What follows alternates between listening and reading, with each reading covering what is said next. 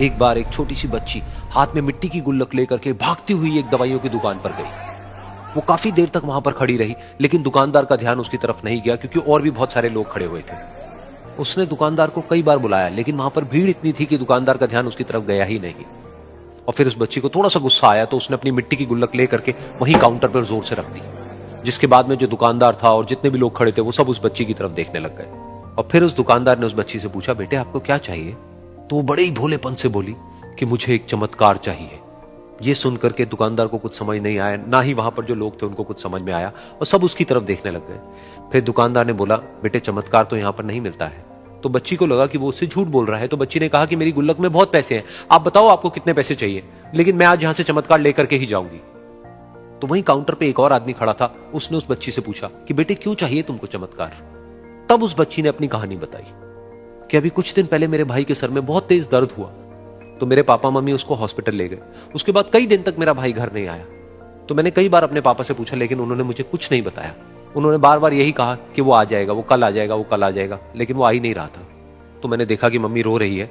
अब papa mummy को कह रहे थे कि उसकी दवाइयों के लिए और उसके इलाज के लिए जितने पैसे चाहिए उतने मेरे पास में नहीं है, अब उसको कोई चमत्कार ही बचा सकता है। तब मुझे लगा कि अगर मेरे पापा के पास में इतने पैसे नहीं भी हैं तो क्या हुआ, मेरे पास में तो है। तो मैंने जितने भी पैसे जोड़ रखे हैं वो सारे लेकर के मैं इस दवाई की दुकान पर आई। फिर उस आदमी ने उस बच्ची से पूछा, कितने पैसे हैं तुम्हारे पास में? ये सुनते ही उस बच्ची ने अपनी गुल्लक उठाई, जमीन पर फेंकी और तोड़ दी और पैसे गिनने लग गई। बाकी सब लोग खड़े होकर के उसको देख रहे थे। थोड़ी देर बाद उसने सारे पैसे अपने हाथ में इकट्ठे किए और बोली, मेरे पास में पूरे 19 रुपए हैं।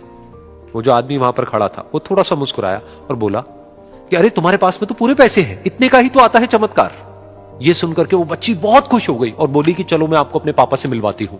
बाद में पता लगा कि वो आदमी कोई आम आदमी नहीं था, बल्कि एक बहुत बड़ा न्यूरोसर्जन था, और उसने सिर्फ 19 रुपए में उसके भाई की सर्जरी करी और कुछ ही दिन बाद वो ठीक होकर के घर वापस आ गया। फिर कुछ दिन बाद वो बच्ची, उसका भाई, उसके पापा, उसकी मम्मी चारों एक साथ बैठे हुए थे और बात कर रहे थे। तो उसकी मम्मी ने उसके पापा से पूछा कि अब तो बता दो ये चमत्कार आपने किया कैसे?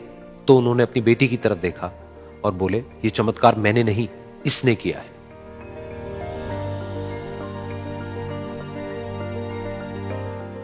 तो यहां पर एक बहुत बड़ी बात है जो हम उस छोटी सी बच्ची से सीख सकते हैं कि जिंदगी में कभी कभी ऐसा होता है कि हमको कोई रास्ता नजर नहीं आ रहा होता है और हम लोग हिम्मत हार जाते हैं। तब हमारे अंदर एक बच्चा होता है जो कोशिश करने से कभी भी पीछे नहीं हटता है।